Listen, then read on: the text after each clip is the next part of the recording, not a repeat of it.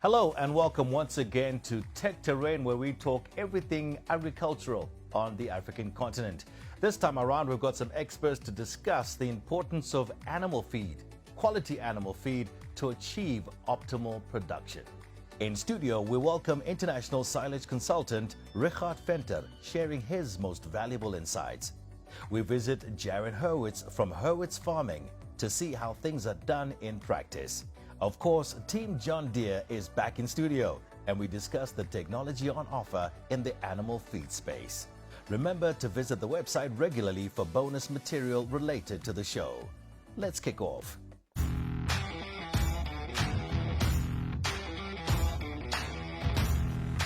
So, to start off this episode of Tech Terrain, we'll be talking about roughage. Quality of roughage, when you as a farmer should decide whether to make your own or to buy.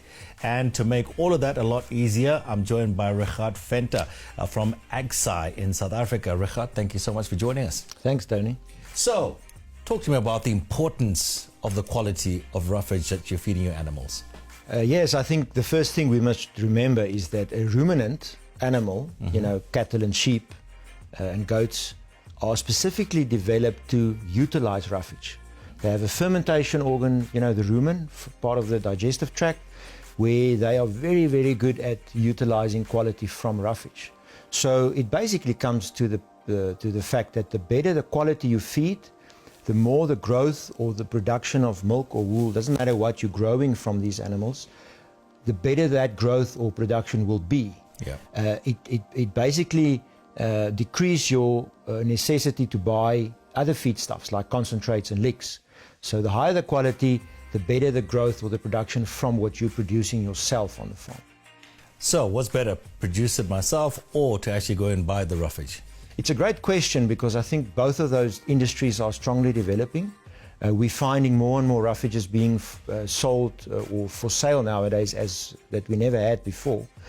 But I think for me, it's about controlling the quality of the whole process. If you produce roughage yourself, you can determine yourself the harvesting stage, your drying period or your moisture level, whether it be hay that must be dry or silage must be wet.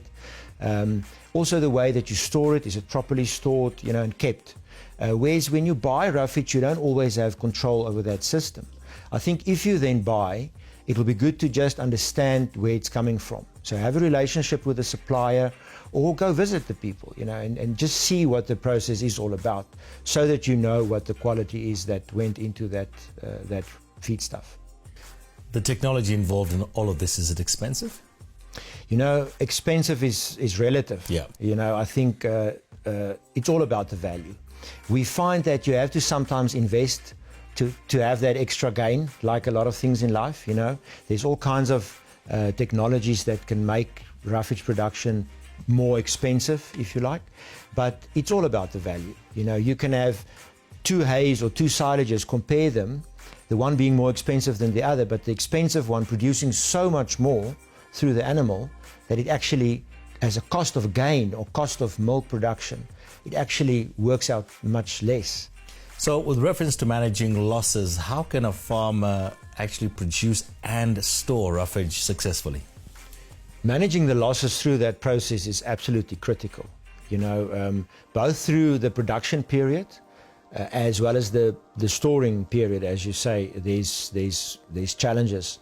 When we look at equipment, for example, there's a big difference in the way that we can today cut, rake, pick up and bale in the case of hay, or pick up and chop in the case of silage. How efficiently the machinery can actually do that.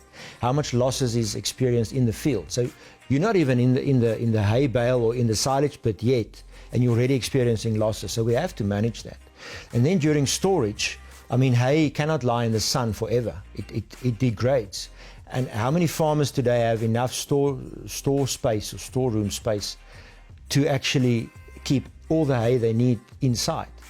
Silage might then be a better option because you cover the silage with plastic and you can store it indefinitely, as on the condition, of course, that the plastic stays intact. So in that case, for example, silage offers a better long-term storage mechanism, which will lead to less losses over time. But silage has its own losses. Silage through fermentation, there's losses that we need to manage as well. Talking about some of the challenges that may arise, what mistakes do farmers usually make when they decide to produce their own roughage? I think the first mistake comes in deciding harvesting stage, just cutting stage. Looking at the crop saying, right, today we start. So let's take maize, for example, that's commonly made into silage, the most common silage. Yeah. There's a tendency that farmers harvest the maize for silage too early. So that's a big problem as far as leaving starch and yield potential in that maize crop in the fields. You've spent all the money in producing and even now harvesting this maize as silage, but if you cut early, you lose a yield potential as far as starch and even dry matter yield per hectare. In the case of hay, we can look at lucerne, for example. Lucerne has a lot of leaf losses when made into hay. So the whole decision making about the point to cut lucerne, the point when it's dry enough to pick up and bale, affects that. If it's too dry, most of the leaf stays behind in the field. And that's really the quality of lucerne. Or we can now choose to maybe make the same crop, lucerne, into silage. So now you don't want it to dry out, you want to pick it up earlier, and all the leaves are retained, which gives you very high quality silage. So that has to be managed all along. Is it a good business to get into, farmer produce roughage, obviously for other farmers? I think it is, as long as you can manage that quality. I think it's a growing trend. A lot of roughages, especially silages nowadays, are for sale. Mm-hmm. I think it's critical to ask, whenever you want to purchase any roughages, to ask for a nutritional analysis. Mm-hmm. The analysis really is showing the quality. You can't just buy from whomever. Okay. But I think if you manage the quality well, it can be good business. Yeah. Are there alternatives when it comes to foodstuffs, other foodstuffs, if I don't want to use roughage? Well, the alternatives I think that we are using today has been known as roughages, but not used per se. What I mean with that is, let's take soya, for example. Your soya plant can be made into silage, whole plant silage. Now, we've never done that before, or not a lot anyway. But now, through the technology we have available today to make silage from these high challenging kind of silage crops, we can now make that into a silage which gives you home produced protein quality silage on the farm, which then reduces your need to buy other proteins into the system. Okay. Layman's point of view, or layman's terms, any difference if I'm farming for beef, or I'm farming for milk, for instance? Do my cows have a different feedstuff? Do they need to have different roughage? So in the end, all those animals are ruminants, as I said. They all need roughage as the main proportion of their diet. The differences will come in from the output. For example, a dairy cow usually has the highest output, so she's got the highest demand as far as daily nutrient intake.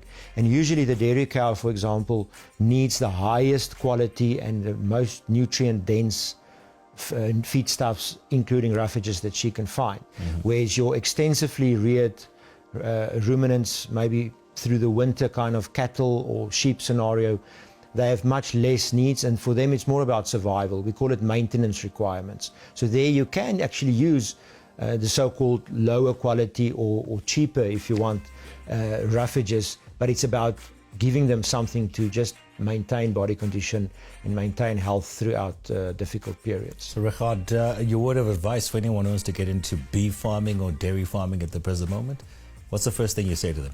First thing I say is home-produced quality roughage. You need to have a source of roughage, whether you grow it yourself or you utilize veld, natural pasture. Yeah. That should be your focus. Your focus should never be to buy all the feed you need, because we're buying concentrates feed, we're buying it at high prices, and there's logistics involved. So the first thing you need, if you want to grow cattle or any ruminants, you need access to high quality roughage. Okay, Richardt, thank you so much. Interesting speaking with you. Richardt Venter there from AgSci, saying the first thing you should do if you want to get into beef farming or even dairy farming is maybe produce your own roughage. Stay with us on Tech Terrain.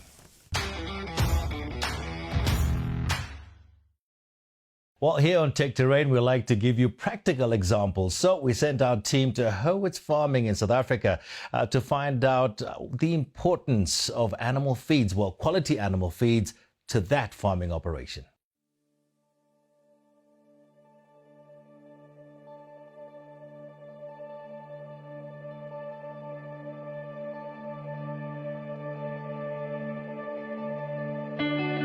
A few years ago we were faced with quite a severe drought, and we thought we'd need to cut off all our maize that was planned for maize harvesting for silage, and we decided to invest in our own machine. So we bought a second-hand old machine, probably a third, fourth-hand machine, because we thought it would be a more cost-effective method than getting in a contractor per se. So that's what we did. We bought a machine and we cut our own stuff, and then we got a call out of the blue to go and cut a couple of hectares towards Carolina area. Quite a small quota, about 8 hectares, and we decided let's go and do it. Normally that wouldn't be worth the while to haul from here to there, but we decided let's go and do it. And from there it kind of spread a bit of word of mouth that here we were in the area and we had a machine and we were doing the silage contracting business, and so from there it developed, and one thing led to another, and the division within the farming business developed quite a bit when we sort of invested in technology, which was around about 2017. We took quite a big leap in technology investment from a machinery mechanization point of view, and the business grew from there. Well, there's a whole host of crops that we work with is maize and feed sorghums, but we also do a hell of a lot of work in ensiling grasses, all the multiple species of grasses. Eragrastis, often, teff, oats, ryegrass, kikuyu, triticale, all these types of grass species that we do a hell of a lot of work with on an almost daily, well, seasonal, but almost daily basis in those seasons. It's a little bit uncommon to a lot of people who haven't worked with it, but it's very common in some of the areas that we do this type of work, and it provides a fantastic quality feed at a very cost-effective methodology of actually putting feed away. We're very accustomed, especially in the Highveld, to dry hay from our perennial pastures, but when you really dig it down and you analyze the numbers and the figures, making silage out of that type of crop is a very advantageous process, and somewhere where we see a big growth in the big potential future growth in the market, and in feed and hay production or fodder production techniques for sure. The capital intensity is clear if you just look at the equipment that would arrive at a site. It obviously starts with a machine to chop the forage, and these are highly technical machines. The market doesn't often appreciate, because with respect, you haven't dealt with that type of machine, but doesn't appreciate the technology and what actually goes into these machines, the R&D and what they're actually doing. I mean, the capacity of these big machines is in excess of 200 tons an hour that they can process. So you're taking a full coarse crop like a maize crop and you're chopping it up into little bits in fragments of a second at the rate of in excess of 200 tons an hour. At the same time, you have technology in there that is monitoring the chop lengths and adjusting it by itself, and you have inoculant applicators, which involves a liquid process and biological additives. You have reporting, you have yield mapping, you have quantity reporting and moisture reporting, all of this technology in a piece of machinery that, yes, it's expensive, but there's a lot going on there. Fodder production is a race against time. It's an efficiency process, and it's a race against time in terms of managing the crop and minimizing wastage and optimizing product quality. Essentially, our process is the same, regardless of the client we're working for. They must define the parameters. So the equipment can do whatever the client requires in terms of additives that they would choose, inoculants, chop lengths, and on those types of parameters and timing. So we can really cater for what they require. It's simple settings on the machinery, and that's the beauty of embracing technology. You can adjust these types of settings to cater for what they require. Obviously, livestock such as sheep would require a different chop length, but I mean, that's a simple push of a button in the machine and on you go. And obviously seasons, this is not an exact science. Seasons can throw a curveball at you. The crops can dry off faster than you anticipate, and you have to modulate and adjust accordingly. And you do that with chop lengths and adjusting inoculants and elements like that.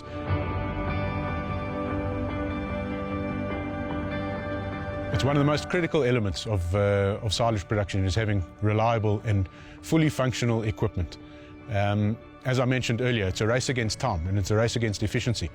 The silage season is quite a small window period season, and you need to be able to operate, chop, from a contractor's point of view, from an own farmer's point of view, you need to optimize your chopping and your forage making when the timing is right. And from a contractor's point of view, you need to be able to perform that service and move on to the next guy and the next client who needs that service as well. So uptime of machinery is critical. Parts availability and maintenance, these are elements which we look after and we pay specific attention to very carefully, because if you actually analyze it from a contractor's point of view, if we are selling a service, that service is coupled with being able to sell it within a time period. And our ability to sell time is very much dependent on the equipment performing as it's supposed to perform and staying up and functional and critical within the dealer network. It's a very, very important process. It can never be understated at all. I think the value of silage in any farming operation where ruminants are involved or small stock is becoming more and more a topic that will become pursued, shall I say, by more and more farmers.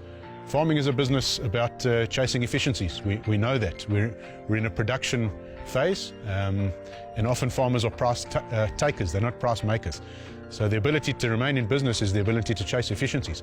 And feed production will always be a challenge, and feed cost efficiency will always be a challenge for farmers in no matter what spectrum they are. And silage, once you analyze it, no matter the crop, maize, feed sorghum, grasses, when you analyze it on a as-is basis or on a dry matter basis, however you analyze it, there's very few feedstuffs that can be produced as cost effectively as silage.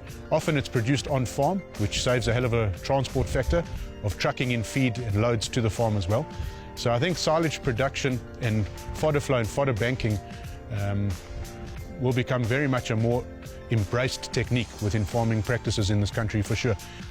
Quality of silage starts at the cutting stage, obviously, with the correct moisture levels, and crop dependent. You know, you get crops such as maize where you have a starch element within the maize, and the starch percentage and the quality of starch is dependent on the moisture of the crop, as well as varieties are all different and cultivars are different. And thereafter is the rest of the process. As I mentioned, silage making and silage production is a race against time. The quicker you can chop it and get it into a preserved state, the better. That is where your quality really comes from. And machinery and efficiency of machinery and uptime of machinery and scale of machinery plays a huge role in locking in the optimal chopping stage.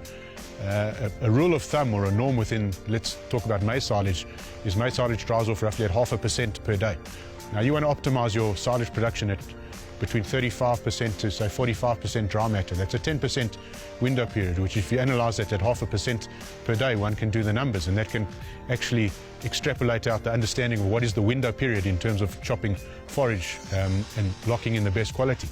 In order to do that, you need machinery that operates on a scale, and you need machinery that is reliable, and you need a dealer network that is reliable with a parts infrastructure and a know-how from a technical point of view and a workshop infrastructure point of view that can keep you running.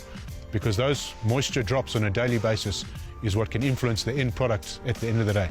Quality is critical because at the end of the day, feed is produced for a conversion factor. You're either converting that feed or that fodder into beef, or you're converting it into milk. The animal is a tool in order to convert that forage into an end product for the consumer to make use of. And feed conversion is obviously optimized with quality. So the higher quality your product, and the more sustainably and cost effectively it's produced, the more the benefits you'll see when that's converting into the end product, be that beef or dairy or sheep or whatever the end product might be. And that's where the true, very often unquantifiable, unfortunately, benefit is, but that's where it lies, is in feed conversion. Higher quality feed, higher quality conversion. It's just a simple hand-in-glove relationship.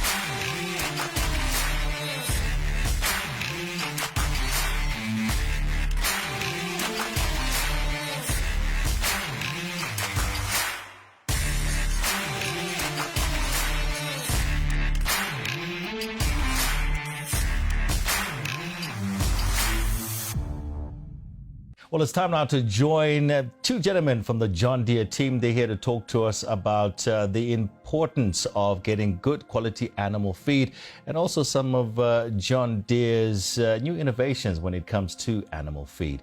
I want to welcome Vikar and also Pieter. Gentlemen, good to have you with us. Thank you, Tony. Pieter, let me start with yourself. Let's talk to us about the importance of cattle on the African continent. Tony, yes, the importance of cattle on the meat side, meat production side, as well as the dairy farm, our dairy farmers, it's quite important for the sustainability of tomorrow. We are in an ever-growing nation, and we need to get our food security in order to feed our nation of the next generation after generation. Yep. So some of our challenges we encounter in Africa is actually the efficiency of cattle and then the production. So in South Africa, we've got 14 million heads of cattle, whereas we've got a highly efficient farming operation here, where you get high kgs per dairy cattle and also meat production. But if we go back to the African continent, we got even more, I think 35 million heads in Ethiopia, and then also in Tanzania, Kenya, Nigeria. Nigeria got 20 million heads, and that's even more than the cattle in South Africa. So one of the biggest challenges is that efficiency. Yeah. So we're not getting that same efficiency as we're getting in South Africa. So some of the challenges that are directly linked to this is the feeding efficiency. So how do you get that output? And that's where you get more precise in the feeding chain. Now, Vikar, when you talk about a lot of the farmers on the continent, a lot of them are subsistence farmers. Are they adopting new technology, like Peter's saying, using that new technology to optimize yield? So it's a bit of a slow intake with the subsistence farmers, but yes, there is technologies available out there for them. Okay, so you're saying there's been slow uptake when it comes to technology from the subsistence farmers, but what does John Deere have, or what does John Deere offer some of these subsistence farmers for them to maybe upscale? Yeah, so we have a wide range of small tractors, square and round balers, and then there's also technology that we spoke about in previous episodes like JD Telelink, where it will help contractors utilize that information and be able to manage their data and obviously get more output out of their work. Okay, so that's what's available for the subsistence farmers. Let's talk about the commercial farmers, Pieter. What does John Deere offer them in terms of the new technological advancements? So John Deere actually goes way beyond in the hay and forage equipment with mow conditioners, with different kinds of impellers and conditioners. You can retrofit your machine according to your needs. Well, all our farmers are encountered with the challenge of weather. So this impellers actually assist the farmer when cutting the hay to dry out much quicker or more effectively, and you can retrofit it with your option. Secondly, when we go into our forage harvesters, self-propelled forage harvesters, we've got a wide range of 8000 series forage harvesters currently on the South African market, and some of the new technologies on there are like the Ivy-Lock, infinable variable length of cut, where it actually uses live data from the Harvest Lab 3000 to adjust this length of cut according to each farmer's different needs. If you go into a dairy farmer versus a feedlot, your rumen in the cow, your rumen feeding differs. So for a contractor to go from customer to customer, it just makes it much more easier in still providing efficient service and efficient silage quality for each of his customers with their different needs. Well, let's talk about animal feeds in the value chain. Where do animal feeds sit in the value chain? Because we also know that some farmers prefer to produce their own animal feed and some prefer to actually buy from suppliers. Yes, Tony, really good question. If we go into more depth on that, each farmer got different needs. And for the specific outcomes with the livestock also, you need to feed your animal according to your outcome, so your goal that you've got. And a dairy farmer would feed different than a feedlot. And if you want more energy in certain feeding applications. And just imagine, we mentioned 14 million heads of cattle in South Africa. Just imagine if we can increase that 14 million heads in South Africa to 20 million heads, how much better food security we can have in the future. So feeding this livestock more efficiently can also increase the margins of our farmers, but also increase that food security into the future, feeding our nation. Okay. And Pieter, a little bit earlier on you mentioned the Harvest Lab 3000. I'll just come to you, Vikar. Can you explain a bit more about that? What is that? So Harvest Lab 3000 is a product that we're currently testing. It ties into what Pieter just mentioned now, where we want to increase the food security by increasing the amount of cattle heads, but with the same amount of feed or the same amount of lands that we have. So with the Harvest Lab 3000, you are able to see the length of cut as well as the nutrients in your samples that you're getting off the field, so you can manage that when you are feeding those cattle. Okay, so Pieter, the diet program for animals or for cattle is key. It's important. How's John Deere geared up for this market? So John Deere goes beyond than just grain management mechanization, and we actually got a wide range of balers, small and large square balers, together with round balers, fixed and variable chambers, whereas a customer can actually configure this baler according to his needs. Furthermore, we can jump into mow conditioners, whereas you can also once again configure according to your needs. Going over also into loaders and the attachments of loaders to work your operation throughout the year and specifically to your needs. Mm-hmm. And then finally jumping into our forage harvesters, where we've got the leading advanced 8,000 series forage harvester and possibly increasing to a 9,000 forage harvester in the near future that we could see in the South African market. Technology-wise, on the mower conditioners, we've got the rollers that you can actually choose the specific roller according to your need. Yeah. And then this also assists you. We must remember that weather plays a big role when it comes to making hay and then forage also. On a maize plant, you've got only 10 days to harvest it and get that optimal silage. So with our mechanization, we want to assist our farmers to fight the challenges and overcome that short window period. So with the forage harvesters, we've actually got the technology that assists a farmer to cut at the right length with the live data, and then also tying in with that to measure the nutrients of the silage. That's your protein, starch, your neutral detergent fiber, acid detergent fiber, and with this information, a farmer can make live decisions while cutting the silage for the whole next year or even beyond that. All right, so what is that technology actually called? So this is our constituent sensing. We've got a few units in the South African market, and this is a futuristic product. So we might actually see that coming onto the market in the near future. Right, just to close the conversation over, Vikar, are you confident that John Deere is well placed to take the African continent forward in terms of this particular space, the subject matter we're talking about? Yes, Tony, very excited about it. Just like how we have those current products with our crops in the field where we can minimize input to maximize your yield, the future products that we have available for the beef and dairy to do exactly the same in terms of technology, is definitely going to take us forward. Vikar and Pieter, thank you so much for coming through. Interesting conversation. So there you have it. John Deere is well placed and they are there for you to ensure food security on the African continent going forward. Thanks so much for joining us for this episode of Tech Terrain. Next time around, we'll be looking at the important issue of biosecurity.